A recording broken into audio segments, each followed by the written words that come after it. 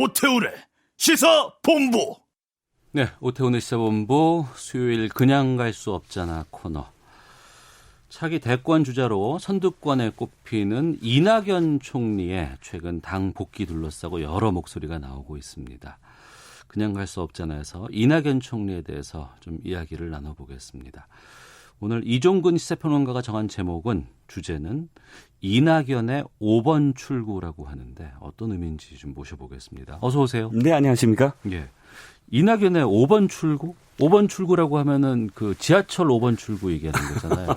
네, 예. 요즘에 한참 유행하는 예. 유재석 씨가 왜 유산슬이라는 이름으로 뭐 합정역 5번 출구라는 노래를 지금 막 뭐 선보이지 않았습니까? 그 노래 처음 어떻게 시작하는지 아세요? 아주 잘 모르겠어요. 너는 상수 나는 망원 한정거장 전에 내려. 이거 노래 부른 겁니다. 예. 랩 아닙니다. 자, 그런데요. 예. 이 노래를 딱 들은 순간 저는 모든 정치인들이 고민하는 그런 그 내용이 있구나. 정치인들이 무슨 고민하는지 아세요? 바로 이런 어느 역에서 내려야 되나 네네. 또는 어느 역에서 갈아타야 되나 또는 어느 출구로 나가야 되나 예. 늘 이걸 고민하는 게 정치인이거든요. 일반인들은 그런 걸 꿰고 있는데. 그렇죠. 네, 그렇죠. 그런데 또 보면 5번 출구라는 의미가 이런 의미도 있어요. 네. 이낙연 총리가 4번의 국회의원을 했습니다. 그리고 한 번의 국무총리 한 번에 경기도지사도 하고, 그러니까 전라남도 지사, 예. 그다음에 국무총리를 해요. 그러니까 이제 어디로 가야 될까? 이제 총리까지 가면, 총리까지 끝나면 다음 어떤 출구를 생각을 해야 되거든요. 근데 이낙연 총리가 당 복귀한다는 건 자신도 그렇게 계속 원하고 있다라는 메시지를 던졌고, 네. 당도 당연히 받아들여야 되는데, 이 흐름이 조국 사태를 겪고 나서부터, 조국 전 장관의 사태를 겪고 나서부터 약간 흐름이 좀 바뀌고 있다, 이런 느낌이 들어요. 당연히 받아들여야 되는데, 네. 지금 당이 조금 비상이다. 그러니까 당의 지지율이 떨어지고 있다. 이렇게 되다 보니까 예. 그냥 돌아오시는 게 아니라 선대위원장을 하셔야 된다. 이 목소리가 높아지니까 예. 당에서 당에서 굳이 요청하지 않았습니다. 이런 목소리. 홍익표 대변인이라든지 또는 사무총장 윤호중 사무총장도 당에서 요청하지 않았습니다. 이런 목소리가 들리는 거예요. 네. 그러니까 선대위원장으로 돌아와라라는 목소리와 아니 지금 당장 안 돌아오셔도 되거든요 하는 목소리. 이게 지금 공존하고 있다. 이런 분위기입니다. 네. 근데 그 목소리를 누가 대놓고 얘기하진 않았던 거 아니에요. 주로 이제 언론에서 제목을 뽑는다거나 여러 시각을 좀 내서 행간을 읽어서 이제 보도를 좀 하는 경우가 많이 있는 것 같기도 하고요. 네, 그렇죠. 그런데 또 그렇죠. 맞습니다. 그런데 이해찬 당 대표가 네. 한 그 지인한테 이런 말을 했다는 거예요. 나는 선거 지금까지 전략통으로만 알려져 있지만 아니다. 나는 원래 선거 기획통이다. 라고 이야기했다는 거예요. 그 얘기를 또 이렇게 해석을 하다 보면 아니 공동 선대위원장 안 해도 됩니다. 제가 선대위원장으로서 다 할 수 있습니다. 이런 소리로도 지금 또 해석을 하거든요. 이해찬 당대표는 뭐 일찍부터 불출마 선언을 하고 이제 당을 위해서 애쓰겠다고 하는 입장이고 네. 또 이낙연 총리도 현재로서는 총리로서 역할을 충실히 수행하고 있습니다만 지금 시점이 좀 미묘하기 때문에 네, 그렇죠. 당으로 돌아와서 선대위원장 자리에 대해서 여러 가지 이야기가 나오고 있다. 네. 이 여당의 선대위원장 자리가 어떤 위치인 거예요? 선대위원장이라고 한다면 네. 이기게 된다면 그 공을 거의 자신이 다 떠안을 수 있다. 물론 지게 된다면 패배의 책임도 선대위원장이 져야 된다. 그러니까 네. 책임과 그다음에 이 영화가 함께 이렇게 공존하는 것인데 문제는 이겁니다. 그냥 선대위원장이 아니라 네. 이낙연 총리가 꽤 오랫동안 차기 대권 주자 1위라는 게 그 당내에서만 말씀을 드리면 네. 상대가 없을 때 그러니까 여당 내에서만 선두 자리를 계속 지키고 있다라는 게 오버랩 되면서 만약에 선대위원장을 해서 아까 말씀드린 듯이 이번 총선에서 선거를 승리했을 경우 단순히 그냥 그 영화만이 아니라 네. 완전히 여권 내에 하나의 주자의 대서론이 형성될 수 있다. 이 점이 미묘한 어떤 해석을 낳게 만든다는 거예요. 네. 이를테면 본인으로서는 부담될 수도 있다. 앞으로도 2년이 남았는데 네. 먼저 이렇게 대서론이 굳혀지면 워낙에 많은 어떤 견제가 2년 동안 있을 수 있지 않을까 하는 네. 고민이 있을 수 있고 거꾸로 이 당이나 혹은 집권 여당에서 봤을 때 내임덕이 빨리 올 수도 있다. 워낙에 대세론이 빨리 형성되면 거기서 또 긴장감이 있을 수 있고. 그러니까 네. 이런 점들에서 어떻게 할 것인가 또는 어떻게 받을 것인가 이런 고민들이 함께 시작이 됐다. 이렇게 볼 수가 있겠죠. 당장의 승부는 총선에서 내년 4월 총선에서 나지만 또 2022년에 대선이 있는 시점에서 여러 가지 지지율 추세라든가 이런 걸 보면은 이낙연 현 총리가 선두를 달리고 있는 거는 뭐 거의 지금 사실 되는 것 같고. 네. 그런데 그런 얘기들이 있었어요. 어떤 거요? 총리 출신이 대선에 나서서 네. 대통령 된 사례가 없지 않냐. 이건 쉽지 않다. 뭐 총리 때와 또 대선 주자는 다르다. 뭐 이런 얘기들도 있거든요. 네. 실제로 대통령이 된 사람 한 분 계세요. 누구죠? 최규하 총리였는데 예. 이분을 권한대행만 했지 않느냐 이렇게 생각하시는 분들이 많더라고요. 예. 아닙니다. 이분은 대통령이 됐습니다. 실제로 권한대행을 뗐어요. 그러니까 권한대행이었다가 10월 26일 그때부터 권한대행이었다가 12월 6일 대통령으로 선출이 됐는데 우리가 이분을 사실 열외시키는 건 통일주체 국민회의라고 당시에 왜 체육관에서 선거한 거 국민 투표로 한 건 아니었기 직접적으로 때문에. 투표하지 아니한 상황에서 대통령이 됐기 때문에 말씀하셨듯이 총리 출신이 경선에 나가서 당의 후보가 되고 실질적으로 선거에 나가서 대통령이 된 분은 아직까지 없으시다는 거예요. 네. 가장 근접하신 분이 이제 이해창 총리 출신으로 당대표 한나라당 대표가 돼서 두 번에 걸쳐서 어쨌든 대통령 선거에 나갔다가 낙선을 했죠.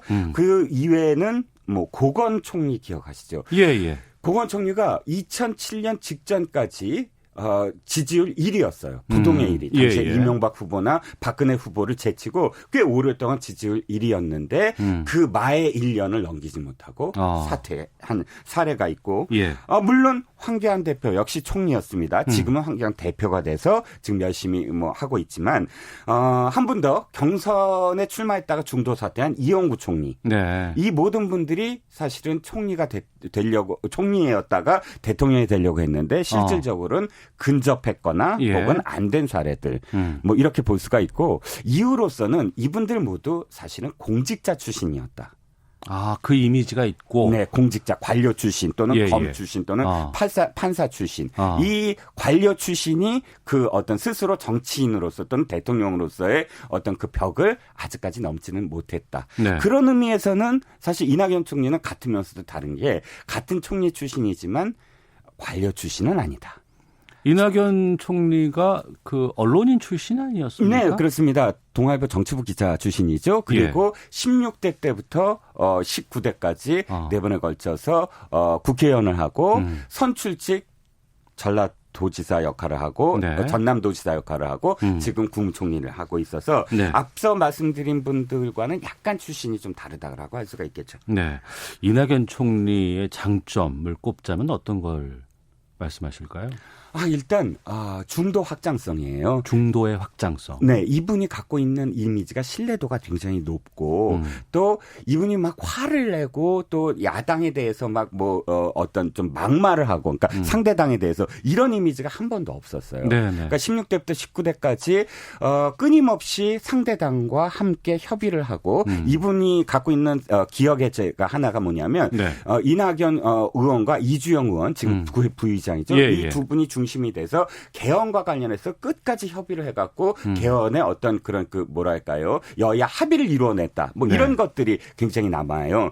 그런 어떤 중도 확장성 이런 것들이 굉장히 이분한테는 장점이고 단점은 사실 당내 입지가 약하다. 당내 입지가 약하다. 그러니까 이제 경선이 해서 대통령 후보가 되려면 당내에서 지지를 해야 되는데 개파 정치인이 아니거든요. 자신이 스스로 개파를 만들었거나 또는 지금의 주류라고 할 수 있는 그런 뭐 친문이라든지 혹은 그런 친노라든지 옛날에 그런 어떤 지지자들과 인연이 별로 없다는 점 이런 게 좀 약점이겠죠. 네, 호남 출신이라는 입장은 어떻게 작용을 할까요? 현재 호남 출신으로서 성공한 후보와 실패한 후보, 성공한 후보는 김대중 대통령이죠. 그런데 사실 호남 후보로서 플러스 알파가 있었어야 됐다. 그 플러스 알파가 JP 김종필 정치인을 손을 잡아서 DJP 연합이었기 때문에 성공을 했잖아요. 네네. 실패한 정치인은 정동영 후보. 그러니까 대통령 후보까지 됐지만 호남 출신으로서 그 한계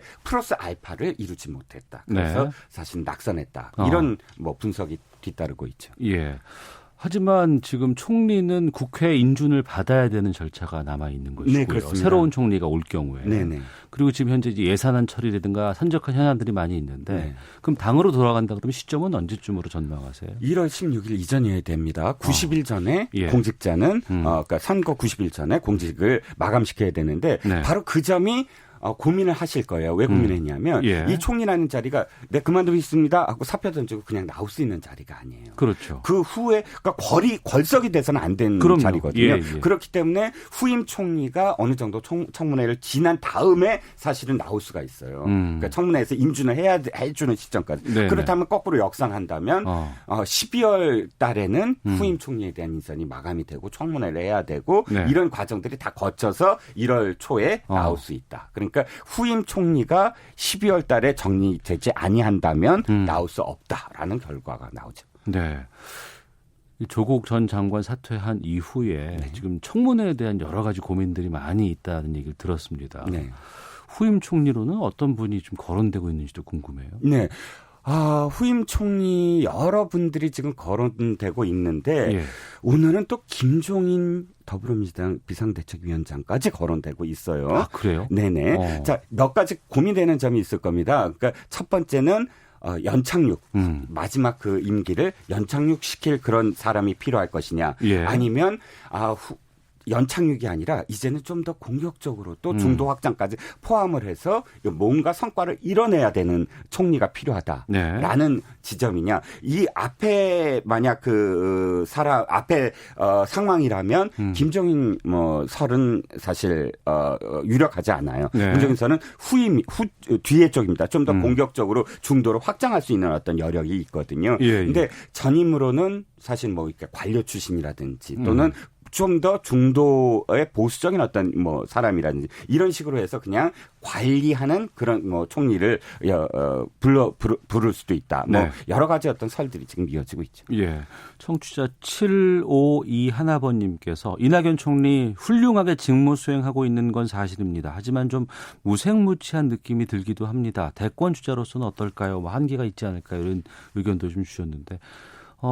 이 무색무취가 강점이지 약점일 수도 있겠군요. 네, 아주 앵커님 표현 듯이 또 지금 청취자분 표현하듯이 이낙연 총리가 지금까지 장점이 됐던 건 100m 미인이라고 전 표현하고 싶어요. 100m 미인이 멀리 보면 미인인데 가까이서 보면 물음표거든요. 멀리서 본다는 건 총리로서는 사실 누구나 다 지지할 수가 있어요. 왜? 자신이 다 책임지는 위치는 아니거든요. 네. 그런데 이제 총리를 벗어나서 자기가 정말로 대권을 한다고 한다면 청취자분 말씀처럼 색깔을 보여야 돼요. 승부사가 돼야 되니까. 승부사. 그 색깔이 이 사람 아닌 줄 알았는데 어떻게 저런 색깔이야 라고 반응을 할 수도 있고 야, 이 사람 무색무취했는데 알고 보니까 저 색깔이야 라고 할 수도 있다. 그러니까 색깔을 어떻게 보이느냐에 따라서 100m 미인이 진짜 가까이서 10m, 10cm 해도 미인이다 라고 할 수가 있겠죠. 알겠습니다. 이종근 시사평론가와 함께한 그냥 갈 수 없잖아. 오늘 이낙연의 5번 출구에 대해서 말씀 나눠봤습니다. 고맙습니다. 네, 감사합니다. 예.